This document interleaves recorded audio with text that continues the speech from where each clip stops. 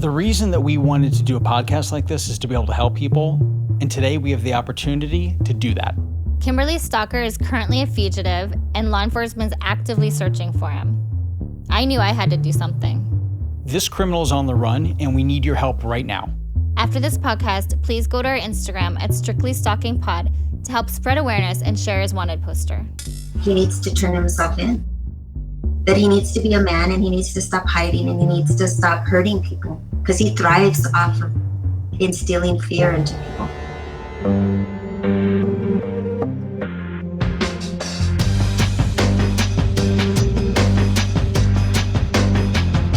I'm Jaimie Beebe. And I'm Jake Deptula. On today's episode of Strictly Stalking, we're chatting with Kimberly and Jasmin, whose stalker is now a fugitive on the run from the law.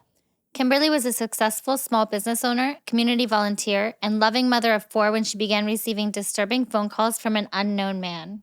He became obsessed with Kimberly and threatened to rape her daughter and granddaughter and sent her child pornography. She eventually took him to court where he faced charges including stalking, possession of explicit materials, and human trafficking.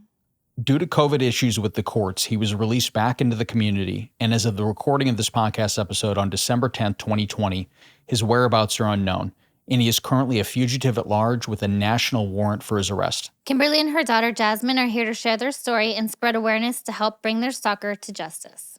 Thank you guys for joining us today. Thank you for having us. So why don't you tell us a little bit about yourselves? I'm an interpreter. I'm a medical interpreter and also a business owner.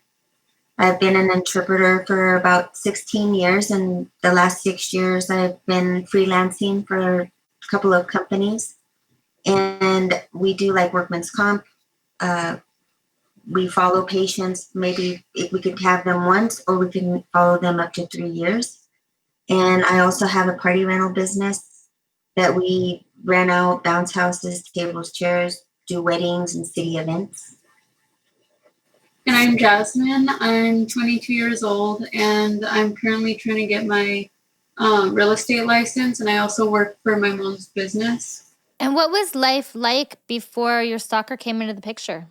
Both of my businesses were doing very well. We were very busy, and just life was so much different. I mean, we were doing very well. That's normal. Mm-hmm.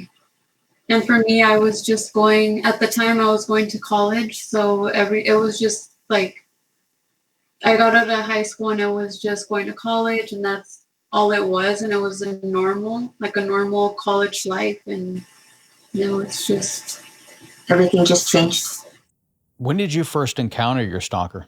I first started receiving private phone calls, and they were mainly at night. They were from private numbers, and I could just hear him breathing, music, mainly in Spanish, sometimes a couple of times in English. And he would call over and over and over again. And so I just would turn off my phone at night. And so my family and my kids knew that they needed to call my husband's number if they needed to get hold of me. What year was that? That was around 2016. And he was only calling your cell phone, no one else at this time? Correct. Yes, that happened for a couple of years.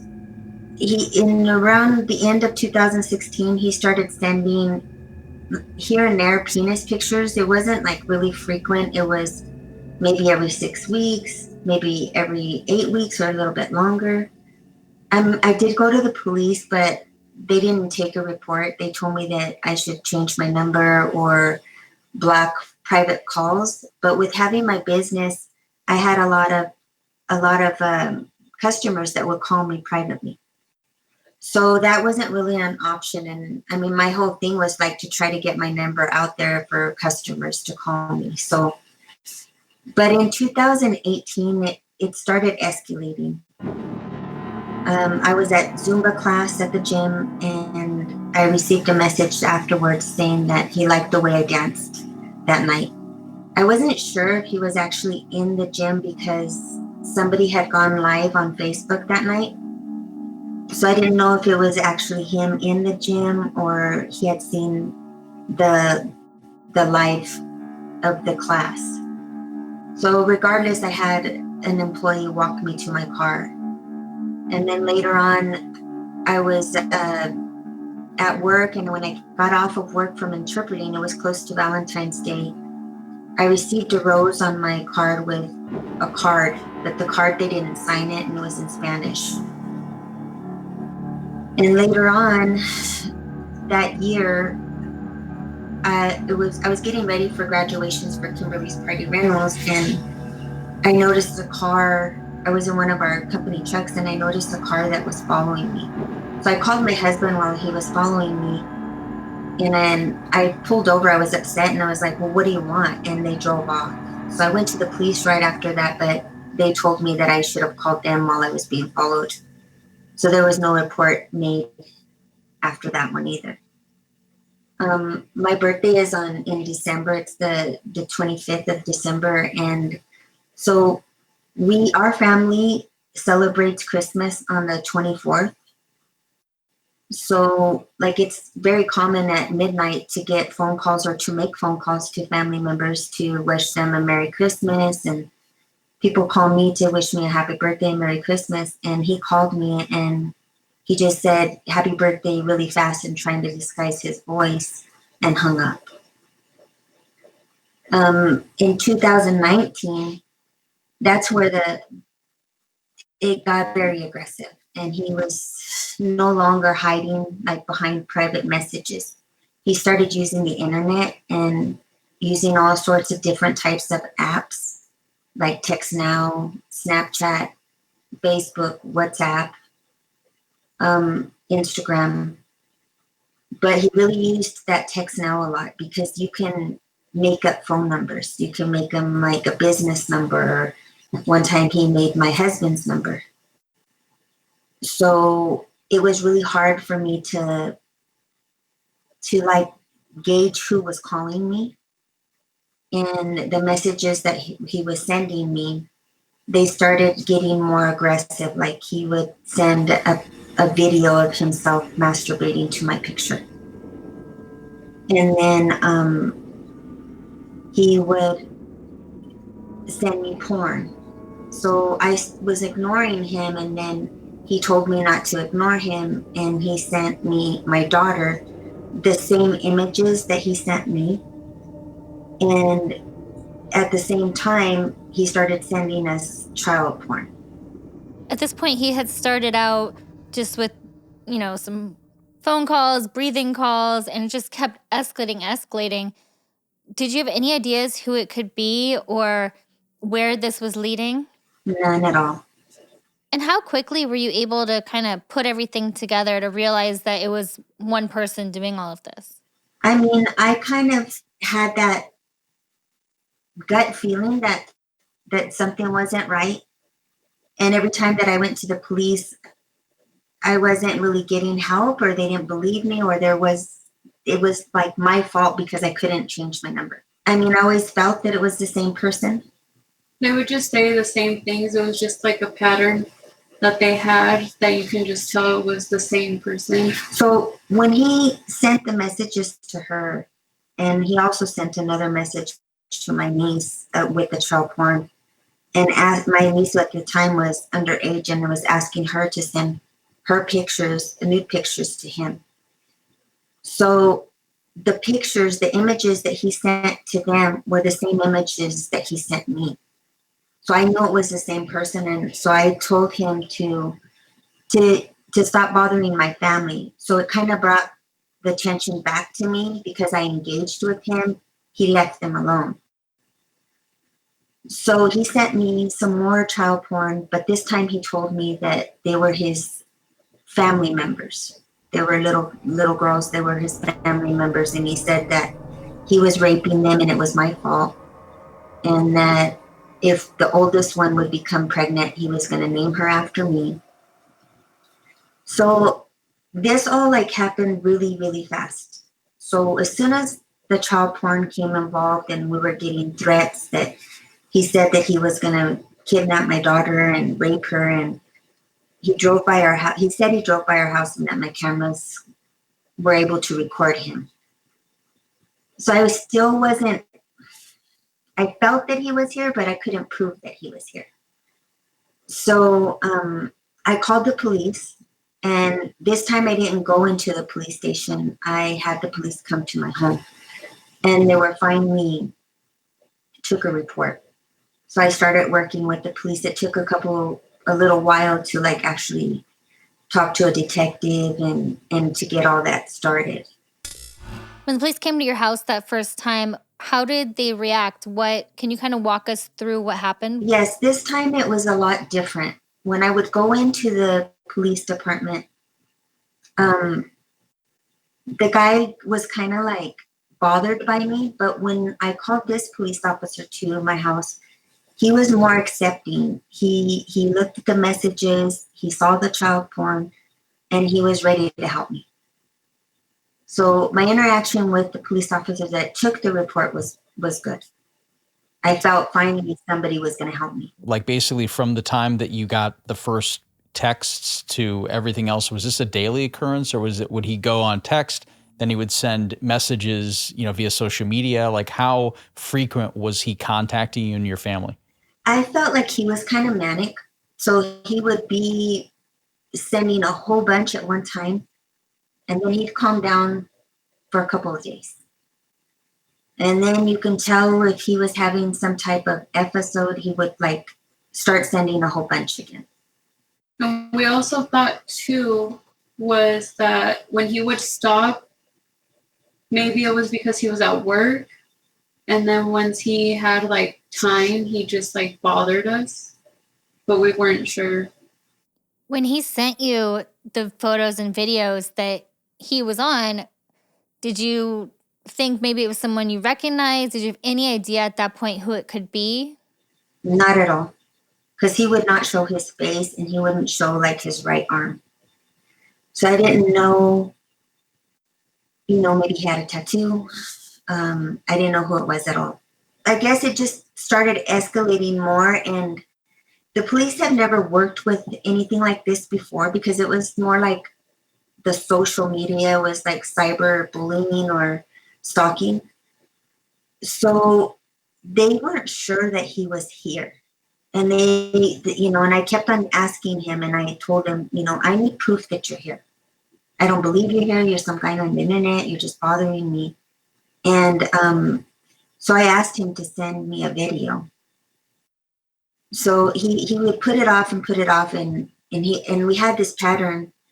I wouldn't engage or wouldn't message him back, or I would ignore him. And he would get to a point where he'd get upset, and then he would text her.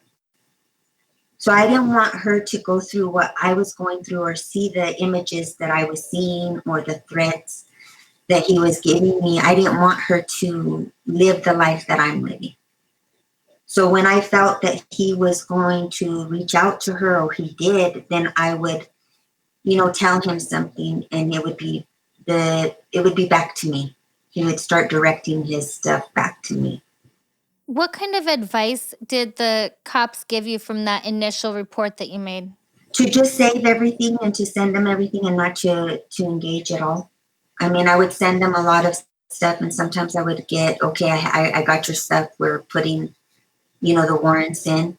It's very difficult because they have to put a warrant in, and if you put a warrant into like Snapchat or to Facebook, it takes 90 days to get those warrants back. And even with that text now, and by the time they get some of those things, some of the stuff is already erased. So they are erasing it by a certain time. Is there something interfering with your happiness or preventing you from achieving your goals? We are huge mental health advocates, and that's one of the reasons we started this podcast. I'm a huge proponent of spreading awareness about this issue and think it needs to be talked about more openly and honestly. BetterHelp will assess your needs and match you with your own licensed professional therapist, and you can start communicating in under 48 hours. It's not a crisis line, it's not self-help. It's professional counseling done securely online. There's a broad range of expertise available which may not be locally available in many areas. The service is available for clients worldwide. You can log into your account anytime and send a message to your counselor. You'll get timely and thoughtful responses. Plus, you can schedule weekly video or phone sessions so you won't ever have to sit in an uncomfortable waiting room as with traditional therapy. BetterHelp wants you to start living a happier life today. Visit their website and read their testimonials that are posted daily. One BetterHelp user wrote that her counselor, Carolyn, demonstrates kindness and empathy in all interactions. It's safe to speak, even though she has trouble opening up. They gently prod those tender places that she has difficulty in looking at. Visit betterhelp.com/stalking. That's BetterHelp and join over 1 million people taking charge of their mental health with the help of an experienced professional. In fact, so many people have been using BetterHelp that they are recruiting additional counselors in all 50 states. Strictly Stalking listeners will get 10% off your first month at betterhelp.com/stalking. So he started escalating more. And I went to the gym and I felt like he was there, but I didn't know. He was just going on one of his episodes where he's sending me all sorts of pictures and he was like, don't ignore me and don't ignore me. And I was ignoring him. And so then he sent me a picture of my granddaughter's face on child porn. So that's when he started threatening my granddaughter, saying that if I didn't pay attention to him, or if I didn't send him the pictures that he wanted of me or meet with him, that he was going to go after my granddaughter. He sent a picture of her school. He knew where all our family members lived. He knew he had friended everybody on all sorts of different social media. So I was so upset when I saw the child porn. Like, I took videos of the people that were inside the gym, took a video of the parking lot when I went outside. He called me and told me to meet him at a taco shop that we have here. And every time that I would get any type of messages, what I would do is I would screenshot the messages and send them straight to the detective. So I think the language barrier, they didn't exactly know everything that was going on. And so I told him I was going to go meet this guy at the taco shop. And he was like, well, this is not a good idea. So I was already at the taco shop when he told me that it wasn't a good idea. So then I went there. He wasn't there. So I ended up leaving, and he just told me, you look good when you're mad. You look pretty when you're mad. Were most of your stalker's messages in Spanish then? Yes, they were all in Spanish. I think I only got maybe 3 that were in English. And the cops were English speaking as a first language? Yes, there was one detective that spoke Spanish, but it was learned Spanish. So I felt that some of the messages were getting missed because he was using abbreviations or he was using slang. So I just felt either he didn't feel that they were as disturbing as I thought they were, or he wasn't understanding the messages that were being sent to him. How did you think at this time that he was getting all this information about you, your family? And he told me that he studied me a long time before he reached out to me. That's what he told me, that he was studying my life. Yeah, and I think it has to do with just social media.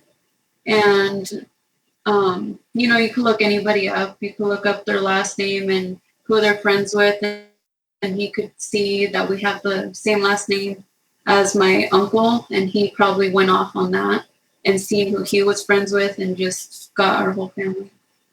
So he kind of studied our whole family. And I'm pretty sure he knows some people that we know because we live in a small town where everybody knows everybody. So and he I has do to know someone. Like with my business, I do the big city events. So my name is out there. I know a lot of people. I work with the community, so I don't know. He just knew everything about me. I asked him for proof that he was here. So, I even went through my whole social media, went back. I tried to see if somebody stuck out, or went through my interpreting logs. I went through Kimberly's party rentals. I gave the police a family tree. I gave them a friends tree and tried to give them as much information as I could. I gave them a list of people that maybe were a little bit more friendly than normal, or give you a little bit of a compliment, or they flirt a little bit with you. I gave him a list of those people. So, I mean, I told him that I didn't believe he was here, and he sent me a video of our newspaper, the Greeley Tribune. And so then I knew he was in town. It was like at midnight. He said he was taking those little girls to get tacos. It's close to like a taco truck they have at night. And that same night, in the morning at like 4 a.m., he sent his location outside my house. So then I knew he was in Greeley.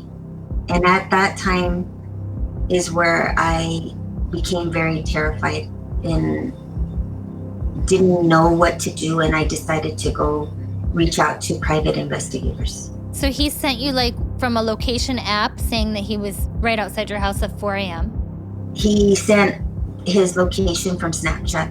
Wow, that's terrifying. Yeah, outside my house. And did you call the police again right away? Yes. And the police had already put like a stop, like those speed cameras. They had them by my house, recording my house. So he didn't care. And he told me that the cameras were there. So he knew the cameras were there. So, I mean, once I knew that he was here, I reached out to the investigators, and they said it was too much for them. They didn't have the capabilities to try to like get warrants or to find his IP address to see where he's at. They referred me to the FBI. So I made a meeting with the FBI, and the FBI, they asked me questions, and they basically told me that they wanted to let the local authorities take over. And if the local authorities needed their help, they would be more than happy to help them. Do you know if the local police investigated or followed up on any tips that you gave them through like the family tree or through your friend's tree? Yes, they did. They would ask me questions. If they had a question about somebody, they would ask. Sometimes I feel that they would think that I would have more information that I was withholding. And I told them that I wasn't. Like, I do not know who this person is. So things just became more, he just became more manic, I guess, or just he didn't care anymore. He knew my every move. I mean, my husband went to work, and usually I'm not at home by myself at all. But this day I was. And my husband leaves at 4:30 a.m. And my husband wasn't even gone like 5 minutes when he gave me a phone call. And he said, I saw that your husband left. You're alone. And he said he was going to come in my home. And I don't know if I was just tired. And I mean, I opened my door and I went outside, and I had a bat, and I was like, okay, I'm here. If you're going to do something, I'm here. I'm tired. I can't do this anymore. If you're going to do it, I'm here. You're somewhere out there. I know you can hear me. And so he just sent me laughing emojis that he was laughing at me. The next time I was like paying my taxes, and he was sending me messages, and I needed to get something off my phone to tell the girl that was helping me. And there was all this porn that came up, and she saw it, and she looked at me, and I felt like she thought I was, I don't know, a disturbing person. I don't know, nasty. I don't know. And I just wanted to get out of there. I was so angry. And I got in my car really upset. And I was like, well, I want to see what this guy wanted to tell me. So I got in my phone, and he's like, are you done yet? So I was like, oh my gosh, I got in my car without looking. I was startled. I looked back to make sure he wasn't in my car, locked my doors. And he told me he wanted to meet me at a Mexican market that's here in town, which my friend is the owner of that market. So I called her when I was on my way, and I said, hey, I'm going to be in your parking lot. Like, watch out for me, because I'm going to meet this guy. And I went, and he was there, but he wasn't showing himself. And I was really busy. I had a lot of parties to get ready for, and he told, I left. So he sent me another message saying that if I didn't listen to him, that he was going to go through with his plan. And he sent a picture of a knife and a mask. And that knife, I recognized it because I used to work at a meatpacking plant a long time ago when I was really young. And those are the types of knives that we used. So I let the police know that. And I was, like I said, I always sent them the messages as it's happening.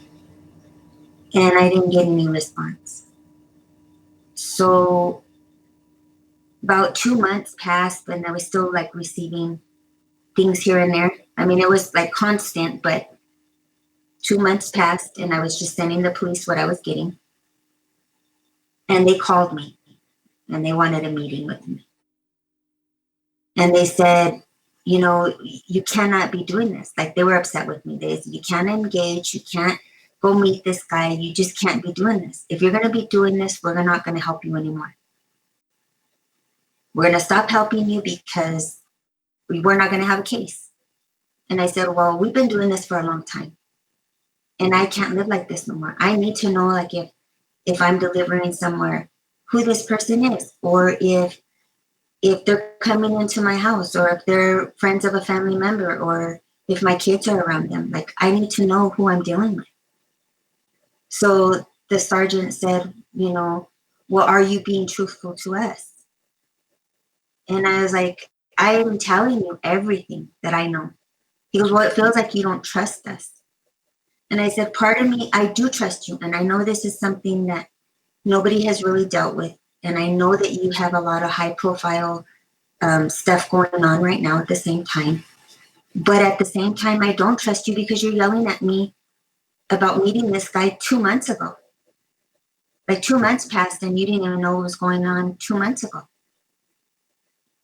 So I felt upset that they weren't reading things as fast as I was. And so we agreed that I would go in every 2 weeks. They would download my phone. We'd catch up and make sure that everybody's on the same page. And he asked me, can you like close your eyes and tell me what you think or who this, give me a profile of your stalker. And I told him I thought it was a Hispanic male, 28 to 35. And he said, well, why would a young guy go after a 50-year-old grandma? And I told him, I don't know. I don't know. The reason I think he's young is because all the tech stuff that he's doing. He talks. It's just younger. So I just felt that he was younger. He ended up being like 40. He wasn't as young as I thought he was. So when I left the police station, I started getting all these Instagram pictures. And those pictures, that Instagram, I recognized the girl. She was from somebody that I had on Facebook for a long time. So she was always telling me that she likes the way I decorate weddings. She couldn't wait until I would decorate her wedding. And so I even did like a whole quote for her. I bought linen. We were going to sign the contract. And she backed out of her contract. So that Instagram was actually really him asking me for a rental. And that Instagram, he put all my grandkids on that Instagram that he made. And he called me from that Instagram, and it was a video call. And he told me that he had sold my granddaughters and their virginity, and that he was going to get a lot of money, and that he was going to have them raped in front of me and have my daughter raped in front of me, and that was going to be last. And so when I was done with that call, I sent everything to the police, and I had just promised them that I wasn't going to record anymore or do any of that. But, they got upset with me and they said, we told you not to do this. And I was like, you know what? I need to see who I'm dealing with. I need to see if I see that blanket again somewhere, that it's that guy. If I see that room and I'm taking something somewhere, and I know that room, or if he drops the phone, I can see his face. I mean, I needed to know who I was dealing with. Like, if you guys can't give me that answer, I need to find out that answer. What alternative did they give you when you go in and they're scolding you, interrogating you? What was their alternative for you to find out who this was? Nothing. They literally had no plan of action. They always tried to hide what they were doing. They said that they couldn't tell us what they were doing, but we just had to not interact and just... They said to trust them. Yeah, that's it. That they would do all the work, but they wouldn't even see some of the stuff that we're sending them until like weeks or months later. And we had to be bugging them to like look at the stuff that we're sending them. After he told you that he was going to steal your grandchildren and these threats of rape, what happened next? Warrants started coming in, and he also made like another Snapchat profile. And that Snapchat profile, he put a lot of child porn on it, and it was like his storyline. And that storyline had pictures of my granddaughter again, pictures of me again. So when these warrants started coming in, I'm not sure, they never told me how they put 2 and 2 together, but I guess they said they had a suspect that they were watching.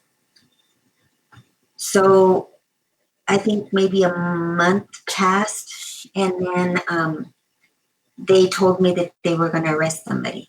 But he tried to escape to Canada, and he had a domestic violence with somebody else. So he was out on bond for domestic violence, and I believe like a drug charge. So for some reason, I don't know if he knew the police were watching him or what made him leave, but he tried to go to Canada, and the immigration in Canada picked him up and saw that he had a warrant in Greeley and a bond. So when they did that, that's when they got his phone. And when they got his phone is when they found all the child porn. When they found the child porn, they did the recognition, and it came back to my case. Once they got him from Canada and arrested him and you found out who he was it someone you knew? Well, he looked familiar because he has this big lump on his neck. He looked familiar, but it was nobody that I know. And we had a prior conversation, like he called me. I was outside and my husband was outside doing yard work, and my husband left inside, and he called me when I was outside, and I was able to record him. We were arguing back and forth, and he kept on telling me, nasty stuff, or just send him pictures, or else he was going to do stuff to me or my daughter or my granddaughter. And I asked him, where do I know you from? Why are you bothering me? How do you know me?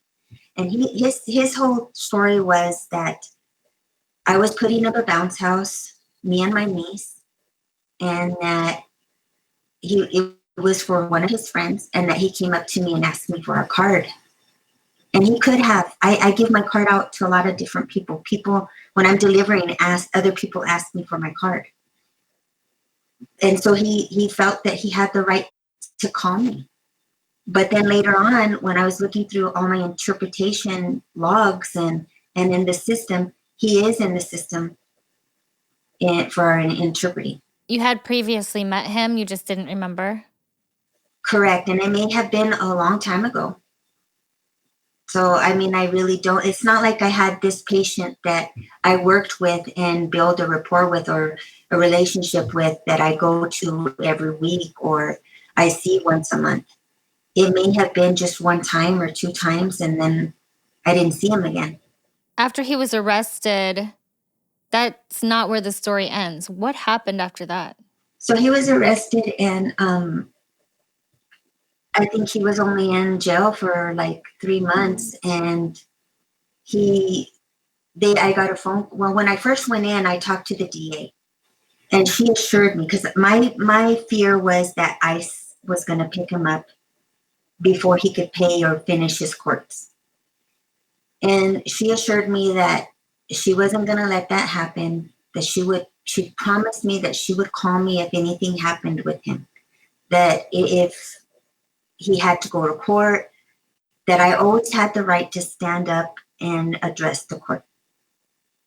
So she was asking me to give her like a short story about what happened. And then she said that she was going to up his charges from what I told her. And I told her, well, haven't you gone through my case? And she told me, no, I haven't gone through your case. I don't go through all of the case until I'm ready to go to trial. And she said it was to protect her from seeing all the child porn and, you know, all the bad pictures.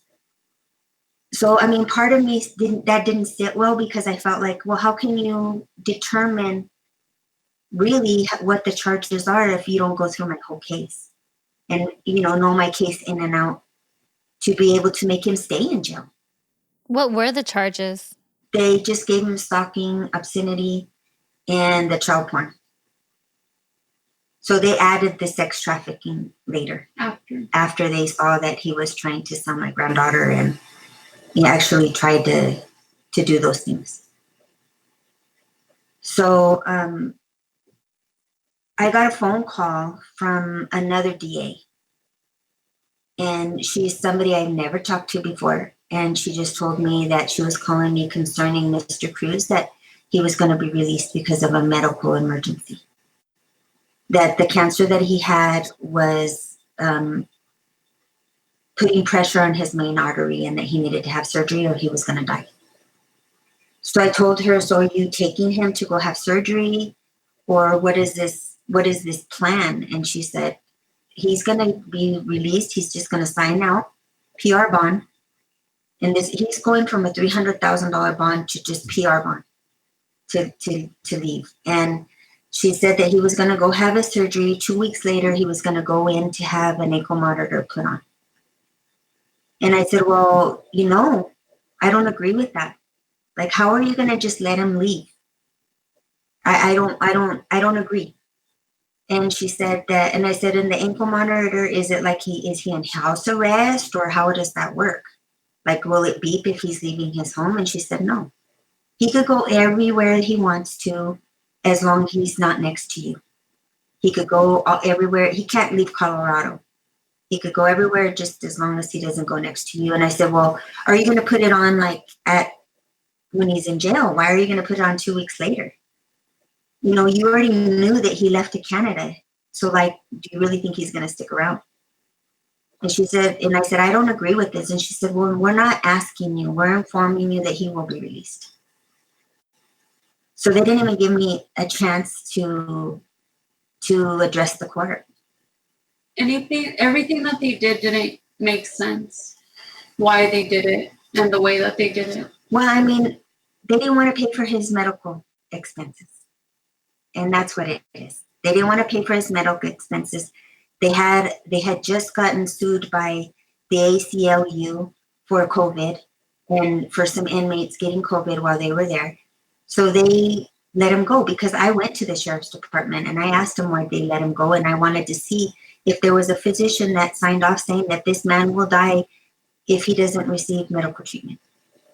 And they told me because of COVID and because they got sued, they let him go. And they were very rude to me. They said, if you know where he's at, we'll be happy to go pick him up in Weld County, because we can't go anywhere else. So it was like we had to do the job to go and find him, and they weren't going to find him. They weren't going to try to find him. They told me that nobody is actively looking for Mr. Cruz.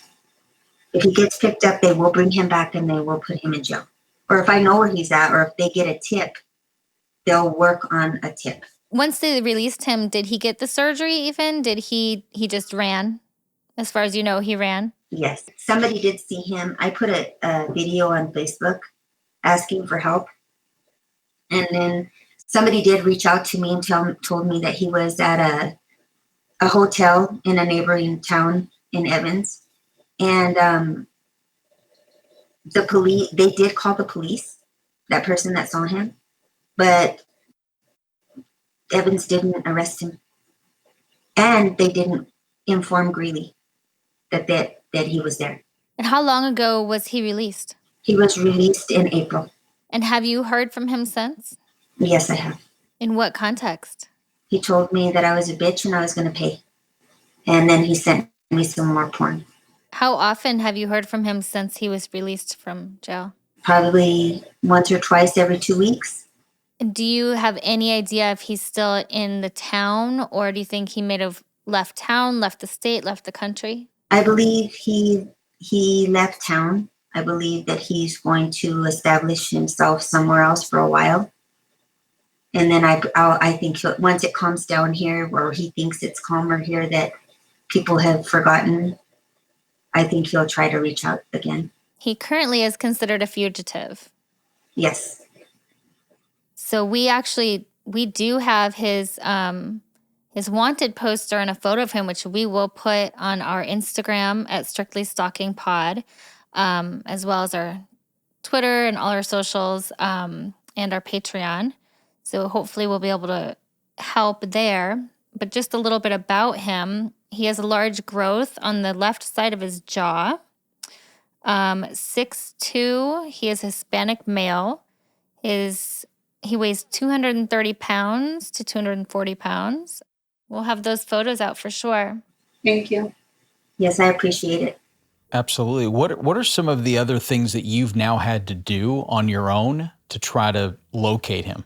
Your podcast, and I've also opened up a Facebook, but it's for like stalking victims and trying to help them, and the things that I learned through the process of how to like make a timeline and how to save your information and to get it to the police, and those things that I had to learn because I didn't know who to turn to. There was, they hadn't dealt with this before.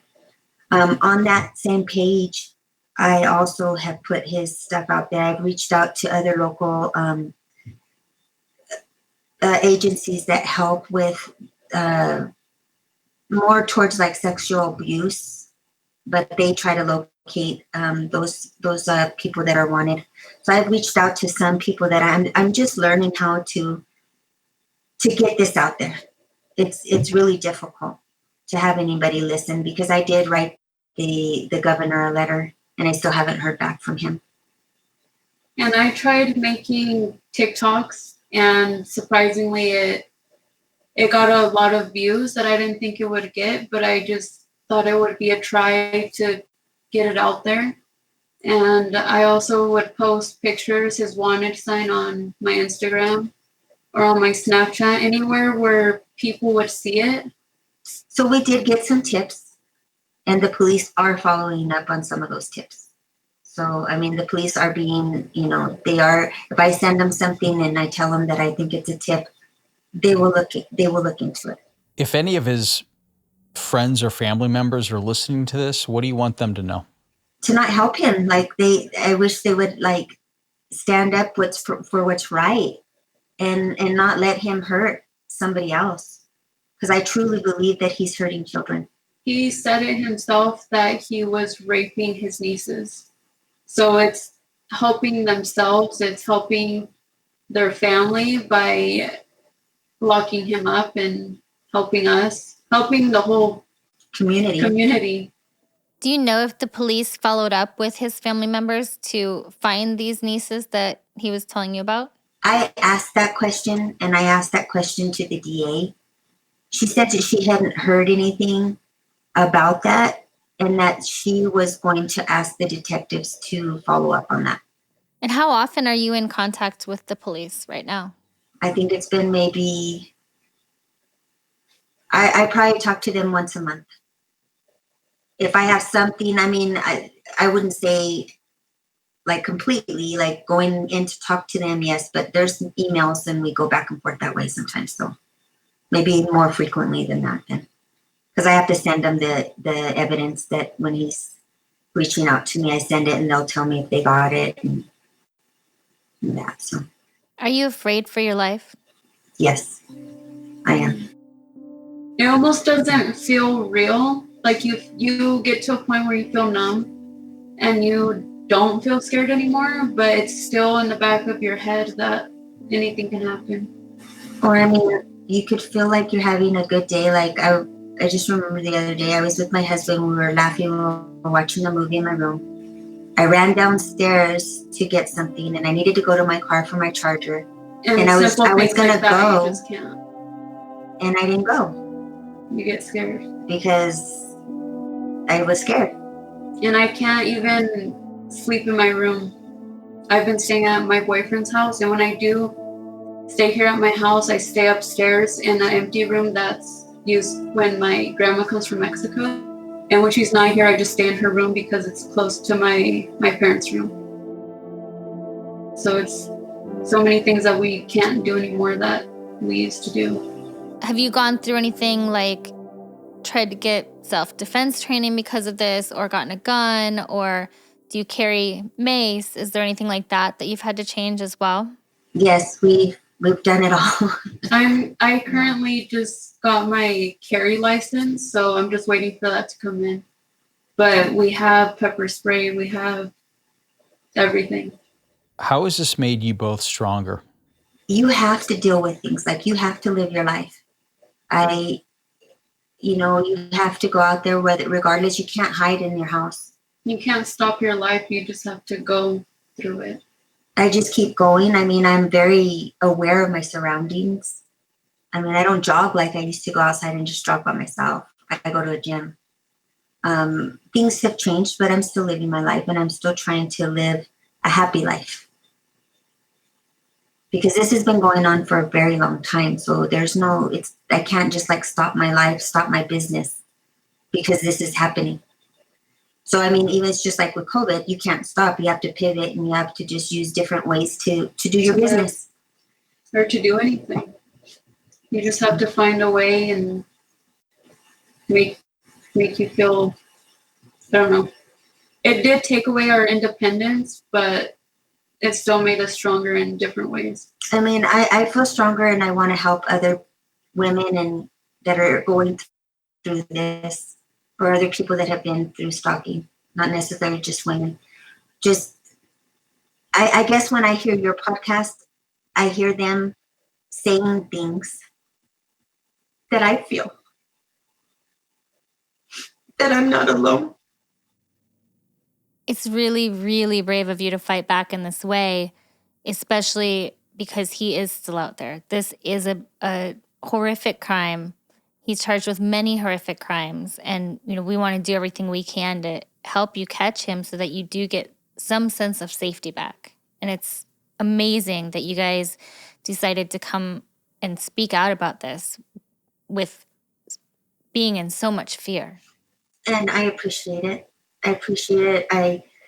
I am happy that you guys have this channel for people to do exactly what I'm doing right now. So I thank you guys for doing this. Thank you. Do you think that he'll be caught? Yes. He's not a good person. I don't think he could stop doing what he's doing. So if he's not actually doing it as frequently as he is doing it to me, I believe he is doing it to someone else. Sometimes you feel hopeless that he's not going to, but I don't know why I have a feeling that he's going to get caught. We definitely want to see him caught. What do you want to see happen to him once he's caught? Well, I want justice. Like, some people tell me that, I wish he could just die because he has this cancer. And I'm like, no, I don't want him to die. I want him to go to jail, and I want him to pay, and to do, get justice. I don't want him just to die and take the easy way out. I feel like he deserves to be not happy the way that we're not happy right now. And he deserves to be in jail and be surrounded by other people like him. Or be afraid for his life, yeah, the way he puts terror into our lives. If you could say anything to him right now, if he was listening to this, what would you say? That he needs to turn himself in. That he needs to be a man, and he needs to stop hiding, and he needs to stop hurting people, because he thrives off of instilling fear into people. So he needs to, he paints this different picture to his family. He's this quiet, loving guy to his family and even his coworkers. And he's not. He really is not. And he needs to turn himself in so he doesn't hurt more people. The truth will always come out no matter what. No matter how long it takes, it's going to come out. So it might as well just... And I did have one of his family members get a hold of me. And surprisingly, I thought they were going to be on my side, and they're not. They were upset that the police put his flyer out. They were upset that I had him on my Facebook, and they told me if somebody tried to kill him, that they were going to come after me. They're either in denial or they know what he's doing. So, and they're okay. Well, their story is that he told them that I was the next girlfriend and that I was just looking to shame him. And I don't know this guy at all. So it's like, no, I've been married for 26 years. Like, no. What can our listeners do to alert the authorities if they see him or know of his whereabouts? And once again, we will put all his information up on our Instagram at Strictly Stalking Pod. I would ask them not to approach him. Not to approach him, just to call the authorities, let them know that he does have a national warrant. Take pictures of him because that's what they need. They need the proof that it's him. Yes, because I can get tips, but if they don't have like a picture, like, and they really believe that it's him, it's very difficult for us to get like a marshal to go out there to check that it is him. And it's a lot faster for them to go and check. It doesn't take weeks to go. What advice would you have for somebody that's going through something like this, to, stay sane, to fight back, to kind of keep it together how you are? Just listen to your gut. If something doesn't feel right, don't do it. To always document if you're going to go somewhere. I go and deliver, and what I do is I send my location to my husband so he knows where I'm at. He knows that if I'm going to go deliver, that I'm going to be in an area approximately 10, 20 minutes, and I will text him I'm out. So we kind of have worked around, with our location that way. I always send my parents my location, or just on Snapchat, you can choose who can see your location. So I just have my parents, my cousins, and my boyfriend that have my location, and a couple friends, but nobody else can see it. So they know where I'm at just in case of an emergency. And I'm also sharing my location on my phone to them and nobody else. If they're struggling, they need to reach out to a counselor. You just need to always know that you have to live your life. You really do. You have to figure out different ways to do things, and you'll figure it out. At first, you'll feel trapped, and you won't want to go anywhere. You won't want to do anything, and you can't really trust anybody. But you have to get out of that, and you have to learn how to live your life like you were living it before, just a little bit more cautious. Well, we really appreciate both you guys coming forward, and we hope that we can do our part and our listeners can do their part, and maybe we can find him and put him away. Yes, I hope so. Thank you again for letting us be on your podcast. Oh, absolutely. Your stories are both inspiring and hopeful. And again, Kimberly and Jasmin, thank you so much for joining us today. Thank you. Thank you. If anyone out there is in need of help or is a victim of stalking, please reach out. You can find a list of resources on our Instagram at Strictly Stalking Pod, including the fugitive stats for Iger Marcelino Cruz. If you'd like to share your story with us on Strictly Stalking, you can reach us at strictlystalkingpod@gmail.com. That's strictlystalkingpod@gmail.com. You can watch our episodes on YouTube at www.youtube.com/strictlystalking. And now we're on Patreon, where you can sign up for exclusive bonus episodes, chat sessions, and check out show merchandise. Just go to patreon.com/strictlystalking. I'm Jake Deptula. And I'm Jaimie Beebe. Thank you for joining us on today's episode of Strictly Stalking.